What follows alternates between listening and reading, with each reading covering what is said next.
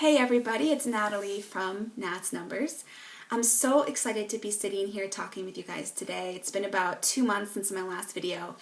I did some really fantastic traveling, a lot of extra work, and I have a lot to share with you guys. But today, we're talking about the 2014 Numerology Forecast. So this is a yearly forecast. And before I get into that, I want to address something that I think is the elephant in the room with forecasts.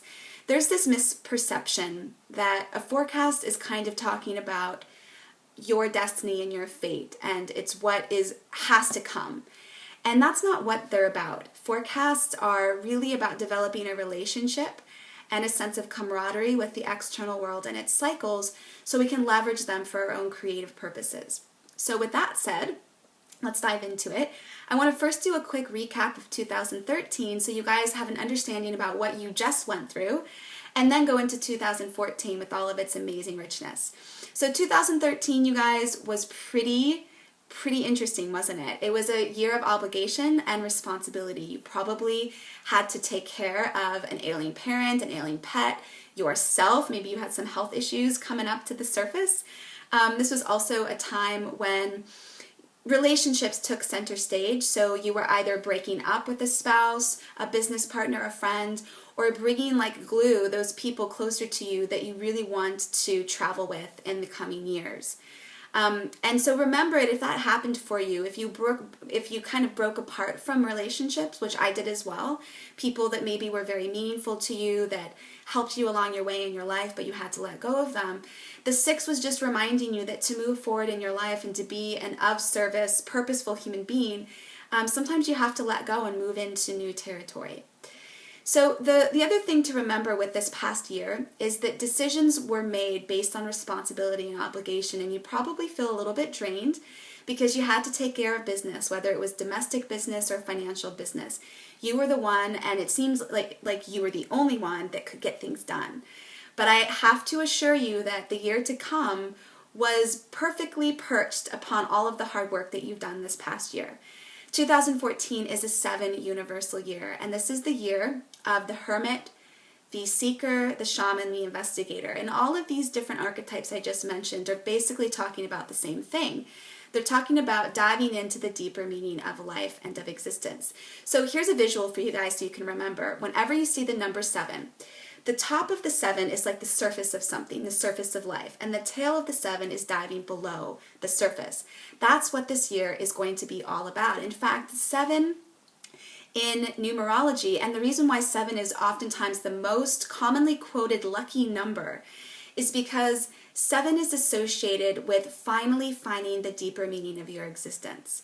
In your personal cycles, like if you were in a 7 personal month or a 7 personal year, this would be a time where I would be telling you that if you had been searching for the right college degree, the right job, the right relationship, the right sort of purpose and passion for your life, this is when it actually emerges and you find the specialty of your existence. So that's the potential with this year for all of us collectively, is deeper meaning. Now, how is the 7 going to show up this year for you?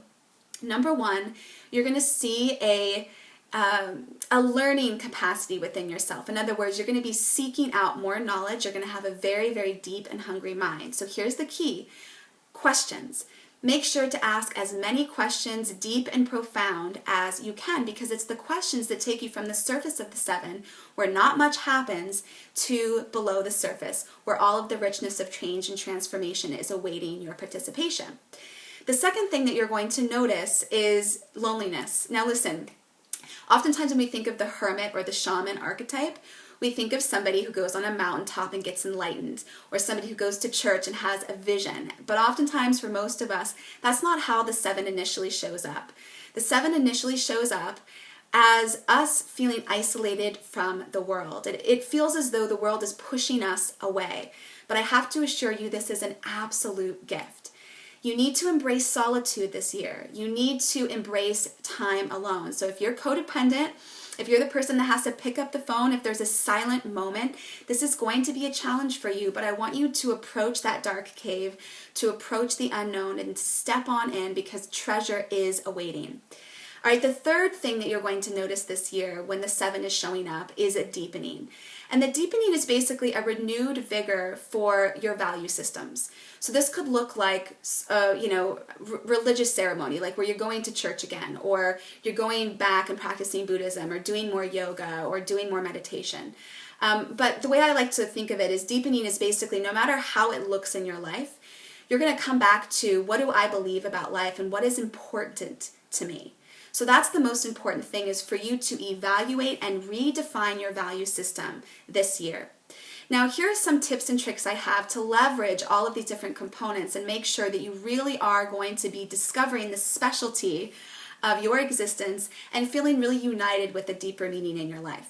Number one is to have a daily practice. Now, listen, I've talked about this before in other videos. It doesn't have to be meditation. It doesn't have to be chanting. It doesn't have to be religion. But all I ask is that every single morning you develop some sort of practice that taps you into the unseen of life, that taps you into realizing that the stuff that we're seeing, the world of form, always comes from the invisible. And how can you develop a relationship with that invisible element of your existence? The second thing is a little reminder, which is one of the things with the 7, one of the challenges is the guru complex. Please do not follow anybody else's path this year. And I'm saying that with the most sincerity and heartfelt emotion that I can.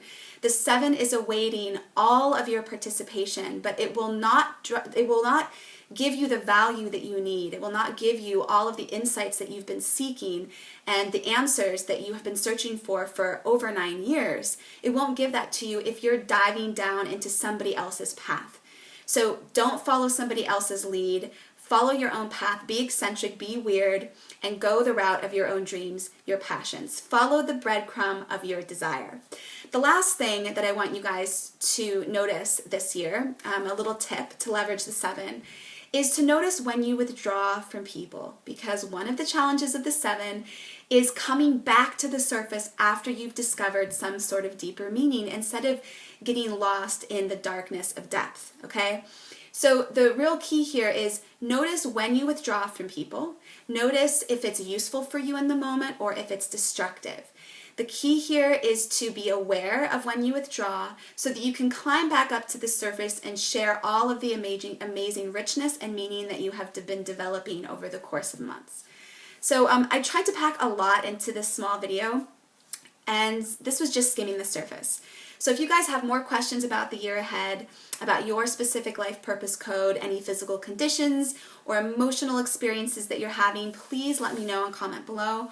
Also, hop on over to my Facebook fan page, facebook.com/natsnumbers. I love getting your guys' questions over there, and I'm also going to be posting specials. I hope you guys have a fantastic year ahead, and I'll talk with you soon.